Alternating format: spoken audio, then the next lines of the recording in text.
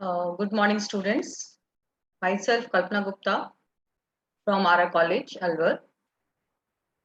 और इससे आज हम अल्कोहल के 6th सेशन में अल्कोहल के जो और रिएक्शंस बचे हुए हैं वो समझेंगे। कल आपने अल्कोहल की एसिडिटी और अल्कोहल के OH ग्रुप के कुछ रिएक्शंस पढ़े थे, तो आज हम उसी को कंटिन्यूस करेंगे और अल्कोहल के बाकी रिएक्शन कवर करेंगे।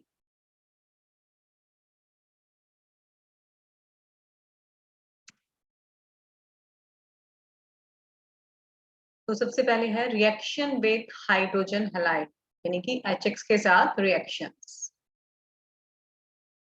तो आप मेरा कंसेप्ट जो आपको मैंने रिएक्शंस का एक आपको बेसिक फॉर्मूला बताया हुआ है, पहले सबसे पहले आप उस पर वर्क करा करिए। ये जरूरी नहीं है कि मैं हर रिएक्शन में उस चीज को डिस्कस करूं, बट आप लोगों को याद करने के लिए वो चीज बहुत मस्ट है।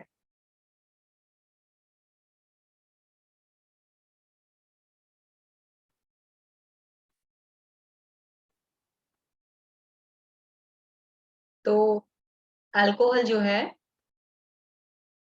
देखिए हम HX ले रहे हैं, तो HX या HBr वो भी, तो ये देखेंगे आप OH की जगह क्या आ गया है।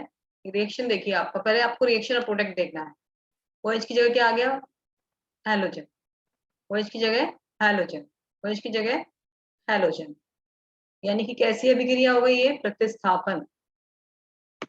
ये एक सब्स्टिट्यूशन रिएक्शन है। प्राइमरी अल्कोहल अगर है आपके पास, तो यूजुअली जो क्रियाविधि होती है वो SN2 होती है, यानी कि एक स्टेप में अभिक्रिया होती है। और अगर सेकेंडरी या टर्शरी अल्कोहल है तो वो SN1 रिएक्शन यूजुअली होती है, यानी कि यूनिमॉलिकुलर सब्स्टिट्यूशन रिएक्शन, जो कि 2 पदों में होती है। और ये आप सब लोग जानते हैं 2 पदों में अभिक्रिया होती है, फर्स्ट ईयर में पढ़ चुके हैं। तो उस स्थिति के अंदर कार्बोनियम आयन मध्यवर्ती बनता है। ऑर्डर ऑफ रिएक्टिविटी, HI के साथ अभिक्रिया ज्यादा तीव्रता से होती है, फिर HBr और फिर HCl। चूंकि रीअरेंजमेंट होगा, कौन सी में होगा रीअरेंजमेंट, जो SN1 से होगी। SN1 में कार्बोनियम आयन बनता है, तो वहां अगर अभिक्रिया SN1 से हो रही है तो उसमें पुनर्विन्यास की संभावना बन जाती है।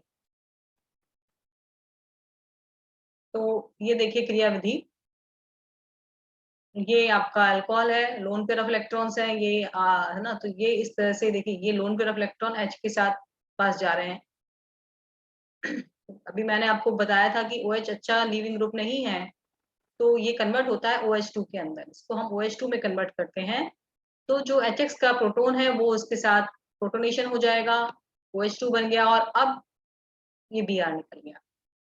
तो ये पहला जो स्टेप है, चाहे रिएक्शन SN1 हो चाहे SN2 हो, तो पहले पद के अंदर अल्कोहल के OH समूह का प्रोटोनेशन हो गया, OH2 बन गया। अब ये देखिए, आप एरो को समझिए, यूं करके एरो है, यानी कि ये निकल रहा है, ये निकल रहा है, इलेक्ट्रॉन यहाँ आ गए, OH2 बाहर निकल गया।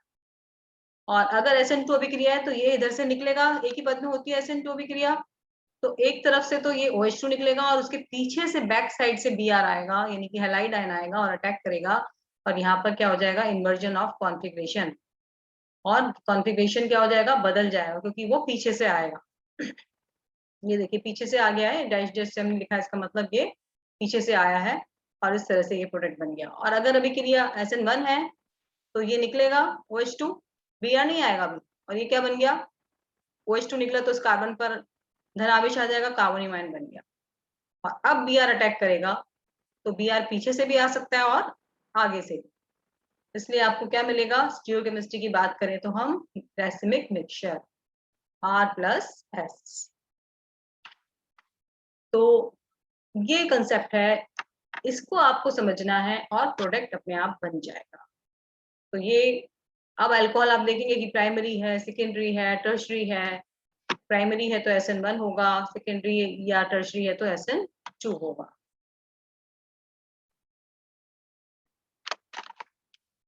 अब ये जो अभिक्रिया थी जो आपने पढ़ी, इसमें है कि जो अल्कोहल्स हैं, प्राइमरी अल्कोहल्स, वो HCl के साथ अभिक्रिया यूजुअली नहीं करते हैं। HBr के साथ तो तीनों ही अल्कोहल रिएक्शन कर लेते हैं, लेकिन जो HCl है उसके साथ प्राइमरी अल्कोहल रिएक्शन जल्दी से नहीं करता है। तो अगर हम उसके अंदर जिंक क्लोराइड डाल देते हैं साथ में, तो अभिक्रिया हो जाती है। तो जिंक क्लोराइड और HCl जब दोनों हम काम में लेते हैं एज ए रिएजेंट, तो उस रिएजेंट को हम कहते हैं ल्यूकस रिएजेंट। और ये जो ल्यूकस रिएजेंट है, ये तीनों alcohol, primary, secondary, tertiary alcohol को विभेदित करने में बहुत इंपॉर्टेंटली काम आता है। कैसे आता है? ये टर्शियरी अल्कोहल है, इसमें जब हमने HCl और एनाइड्रस जिंक क्लोराइड यानी कि ल्यूकस रिएजेंट डाला, तो अभिक्रिया तो वही है, SN1 ही होगी। और तो ये कैसे होगा? जैसे ही अगर आप, हमें बस 3 टेस्ट ट्यूब है, एक में प्राइमरी अल्कोहल है, एक में सेकेंडरी है, एक में टर्शियरी है। अब हमें पहचानना है कौन सा प्राइमरी, कौन सा टर्शियरी। तीनों हम टेस्ट ट्यूब ले लेंगे। ए टेस्ट ट्यूब है जिसमें टर्शियरी अल्कोहल है, हमने जिंक क्लोराइड ल्यूकस रिएजेंट डाला, तो हम देखेंगे तुरंत से टर्बिडिटी आ जाएगी। डालते ही जो अल्कोहल है वो कैसा हो जाएगा? धुंधला, टर्बिड।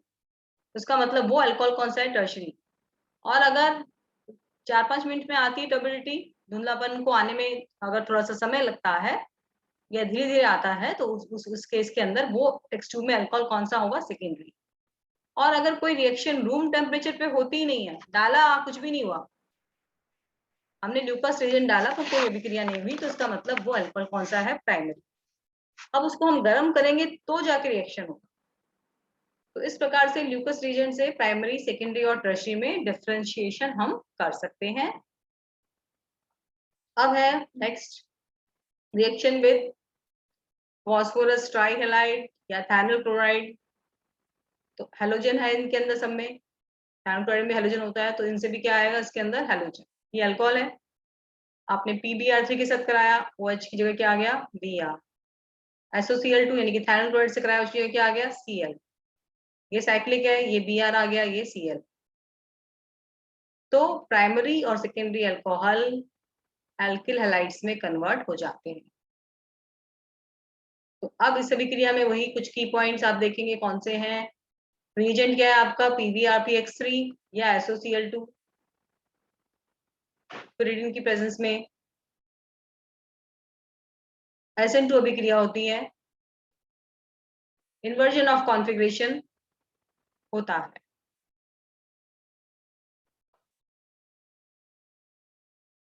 तो ये CO बॉन्ड टूटता है, PbR3 हम कर रहे हैं, और CO बॉन्ड टूटा, ये वाला, और CX बॉन्ड बनता है, ये CX बॉन्ड बनता है।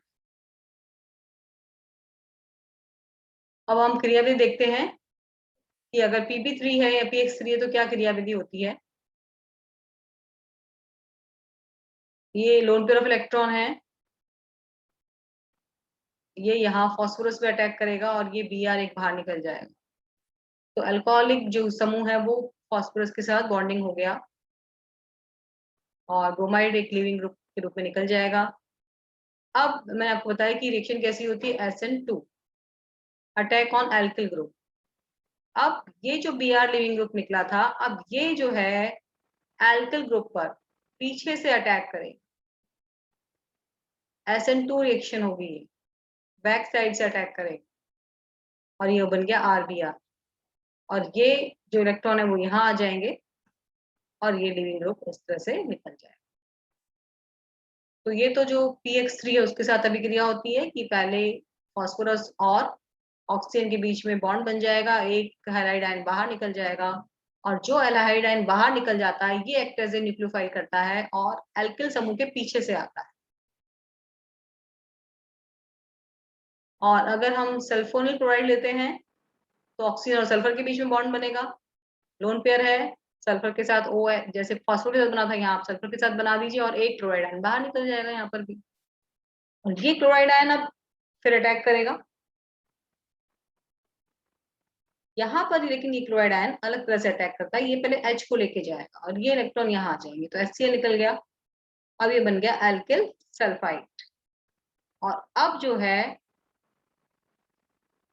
ये Cl अटैक करेगा और RCl बन जाएगा और SO2 बाहर निकल जाएगा। यहाँ पे जो Cl है यही इस पर अटैक करेगा और ये SO2 क्या निकल जाएगी, गैस बाहर निकल जाएगी। नेक्स्ट रिएक्शन आता है ऑक्सीडेशन रिएक्शन। ये स्टूडेंट्स एक मिस्टेक है, यहाँ COH ग्रुप आएगा। तो जो COH ग्रुप किसमें ऑक्सीडाइज हो जाता है, COH यानी कि अल्कोहल CO में।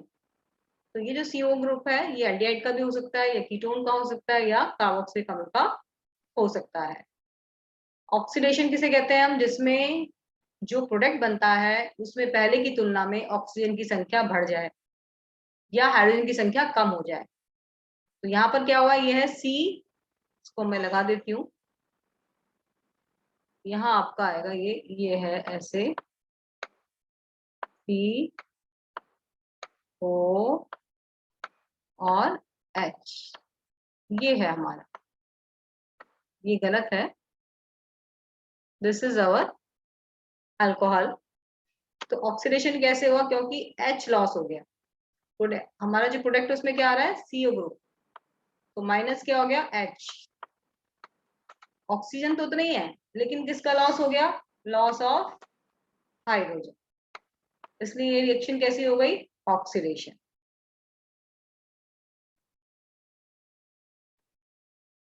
अब ऑक्सीडेशन के लिए हम बहुत ज्यादा आपको जाने की जरूरत नहीं है, जस्ट एक बार थोड़ा सा मैं बता देती हूँ, क्योंकि MSc में ज्यादा इंपॉर्टेंट हो जाता है। तो ये ऑक्सीडाइजिंग अभिकर्मक होते हैं जो मतलब उसका ऑक्सीडेशन सरलता से कर देते हैं। तो यूजुअली आप इतना ध्यान रख लीजिए, क्रोमिक एसिड और ये डाइक्रोमेट, ये जो है हम ऑक्सीडेशन के लिए यूज करते हैं प्राइमरी अल्कोहल्स के लिए, और सेकेंडरी के लिए भी देखिए इन दोनों को यूज करते हैं। तो इसलिए आप ये दो एक ही याद कर लीजिए, क्रोमिक एसिड और पोटेशियम डाइक्रोमेट। तो ये देखें आप, इस अभिक्रिया में अल्कोहल का ऑक्सीडेशन, पहले जो प्राइमरी अल्कोहल है उसका ऑक्सीडेशन हम कर रहे हैं, तो क्या बन रहा है, एल्डिहाइड। देखिए हाइड्रोजन की संख्या कम हो गई है, एक ये कम हो गया है और एक यहाँ से कम हो गया, दो हाइड्रोजन कम हो गए, तो इसलिए क्या हो गया, ऑक्सीडेशन। फिर इसको और ऑक्सीडेशन करते हैं तो एसिड बन जाता है। यहाँ तो हाइड्रोजन की संख्या कम हुई है और यहाँ पर ऑक्सीजन की संख्या बढ़ गई है। अगर प्रबल ऑक्सीकारक लेते हैं तो अम्ल बन जाता है। ये सेकेंडरी अल्कोहल है, इसमें कीटोन बनेगा ऑक्सीडेशन करने पर, और इसको फिर हम फर्दर और ऑक्सीडाइज नहीं कर सकते। और टर्शरी अल्कोहल, ये यूजुअली ऑक्सीडेशन इसका नहीं होता है, क्योंकि जो टर्शरी जो कार्बन है उस पर हाइड्रोजन नहीं है। यहाँ पर देखिए हाइड्रोजन था एक, यहाँ पर दो थे, यहाँ पर एक भी नहीं है, लेकिन वैसे तो रिएक्शन नहीं होता है तो हाइड्रोजन होना चाहिए। तो नॉर्मल जो ऑक्सीडाइजिंग एजेंट है तब तो ये रिएक्शन नहीं होता है, पर अगर हम स्ट्रॉन्गर ऑक्सीडाइजिंग एजेंट ले लें तो इसका ऑक्सीडेशन होकर कीटोन ही बनता है, कीटोन और एल्केन। नेक्स्ट इंपॉर्टेंट रिएक्शन है हैलोफॉर्म रिएक्शन, जिसके अंदर हाइड्रोफॉर्म या क्लोरोफॉर्म बनता है। तो सबसे इंपॉर्टेंट जो चीज है हैलोफॉर्म रिएक्शन होने के लिए, कि जो अभिकारक है वहां पर ये CH3CHOH यानी कि सेकेंडरी अल्कोहलिक ग्रुप होना चाहिए, और या फिर वो CH3CO ग्रुप हो। इस रिएक्शन को होने के लिए किसी भी अभिकारक से या अल्कोहल हो, उसका ऑक्सीडेशन होकर, उसका ऑक्सीडेशन अल्कोहल है ये हमारे पास, उसका ऑक्सीडेशन करा दें तो हमें कीटोन मिल जाए CH3CO, तो भी वो अल्कोहल हैलोफॉर्म अभिक्रिया देगा। इस पर कई सारे क्वेश्चंस आते हैं कई बार, कि कौन सा को आपको दिया जाता है चॉइसेस, कि इनमें से कौन सा अभिकर्मक हैलोफॉर्म अभिक्रिया, कौन सा अल्कोहल हैलोफॉर्म अभिक्रिया देगा। तो ये देखिए ये हमारे पास अल्कोहल है CH3, मैंने आपसे कहा कि क्या जरूर होना चाहिए, CH3CHOH, ये समूह हमारे पास होना चाहिए कम से कम। तो आयोडीन के साथ इसकी अभिक्रिया कराई तो CH3CO, ये देखिए CO में ऑक्सीडाइज हो गया, बन गया ना CO, यानी कि ऑक्सीडेशन हो गया इसका। अब इसका जब हम आयोडीन से अभिक्रिया कराते हैं तो ये तीनों H जो हैं वो आयोडीन से डिस्प्लेस हो जाते हैं, प्रतिस्थापित हो जाते हैं, और ये बन गया ट्राई आयोडो कीटोन, और अब इसका जब क्षारीय माध्यम में जब अपघटन कराएंगे तो इस प्रकार से आयोडोफॉर्म बन जाता है। तो कुल मिला के कंडीशन है कि सेकेंडरी अल्कोहलिक ग्रुप हो आपके पास या फिर CH3CO अभिकारक। नेक्स्ट रिएक्शन आता है डीहाइड्रोजनेशन, यानी कि देखिए ऑक्सीडेशन में ऑक्सीडाइजिंग अभिकर्मक लेते हैं, यहाँ पर हम डीहाइड्रा यानी कि हाइड्रोजन निकालने के लिए अभिकर्मक डालते हैं। ये है कॉपर। दोनों को आप प्रोडक्ट से भले ही सेम है लेकिन कोर दोनों को एक मत समझिएगा। ये इसमें इसको हम कहते हैं डीहाइड्रोजनेशन, क्योंकि हम यहाँ हाइड्रोजन निकाल रहे हैं, वहां पर हम लेते हैं ऑक्सीडेशन, ऑक्सीडाइजिंग अभिकर्मक लेते हैं। तो ये 2 हाइड्रोजन निकलकर एल्डिहाइड बन जाएगा। सेकेंडरी अल्कोहल है तो इसमें भी 2 H निकाल देंगे हम, एक HA और एक HA, तो कीटोन बन जाएगा। और टर्शरी जो अल्कोहल्स है वो क्या देंगे, एल्कीन, टर्शरी हाइड्रोजन देंगे एल्कीन। तो ये आपको मैंने एक प्रॉब्लम दिया है। देखिए अभी मैंने आपको आयोडोफॉर्म रिएक्शन का बताया था कि इनमें से कौन सा अभी जो रिएक्टेंट है वो आयोडोफॉर्म रिएक्शन देगा। देखिए तो आप तो पहले आपको ये प्राइमरी कौन सा हटा देना है आपको, जो प्राइमरी अल्कोहल है। सबसे पहले तो उन वाले ग्रुप्स को हटा दीजिए, CH6H5 CH2 CH2H, ये तो प्राइमरी अल्कोहल है तो ये नहीं देगा। ये भी प्राइमरी अल्कोहल है, ये भी नहीं देगा। अब बचा हमारे पास CH3 CH2, ये सेकेंडरी अल्कोहल है और ये भी सेकेंडरी अल्कोहल है, तो यहाँ आपका देगा डी।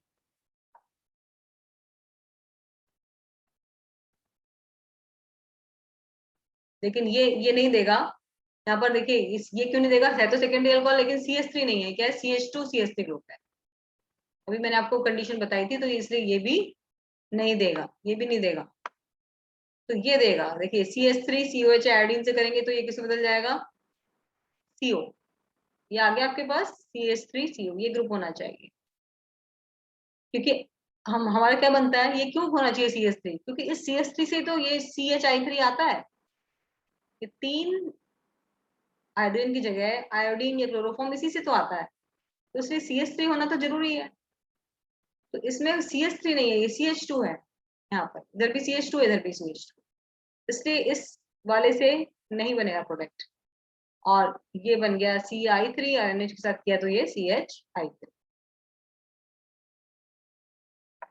अब ये आपको करना है, what is the major organic product of the following reaction. ये HBr के साथ हम ट्रीट कर रहे हैं दोनों अभिकर्मों को। इस OH को हटा दीजिएगा, ये वाला,